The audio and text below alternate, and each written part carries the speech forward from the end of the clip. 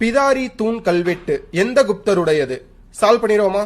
குப்த அரசர்களுடைய காலவரிசை பதிவு நம்ம தெரிஞ்சுக்கணும். ஸ்ரீகுப்தர், கடோத்கஜர், முதலாம் சந்திரகுப்தர், சமுத்திரகுப்தர், இரண்டாம் சந்திரகுப்தர், முதலாம் குமாரகுப்தர், ஸ்கந்தகுப்தர், முதலாம் நரசிம்மகுப்தர், விஷ்ணுகுப்தர். இதுல ஸ்கந்தகுப்தர் பத்தின ஃபேக்சுவல் டேட்டா தான் நம்ம தெரிஞ்சுக்க போறோம். பிதாரி தூண் கல்வெட்டு உத்தரப்பிரதேச மாநிலத்துல பிதாரின்ற இடத்துல அமைஞ்சிருக்கிறது தான் இந்த பிதாரி தூண் கல்வெட்டு. சமஸ்கிருத மொழியில் இயற்றப்பட்ட கல்வெட்டு தான் பிதாரி தூண் கல்வெட்டு. ஸ்கந்தகுப்தருடைய காலகட்டத்தை சேர்ந்தது.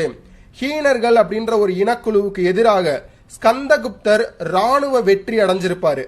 அதை பத்தி விவரிக்கக்கூடிய கல்வெட்டு தான் பிதாரி தூண் கல்வெட்டு. ஹீனர்கள் அப்படின்ற இனக்குழு இந்த இடத்துல இருந்து இந்தியா மீது போர் தொடுத்தனர். இதை எதிர்த்து ஸ்கந்தகுப்தர் மிகப்பெரிய வெற்றி அடைஞ்சிருப்பாரு. ஆனால் 12 ஆண்டுகளுக்கு பிறகு மீண்டும் ஹீனர்கள் போர் தொடுத்து குப்த பேரரசை வீழ்த்தினார்கள். இந்த கேள்விக்கு சரியான பதில் ஆப்ஷன் ஏ, ஸ்கந்தகுப்தர்.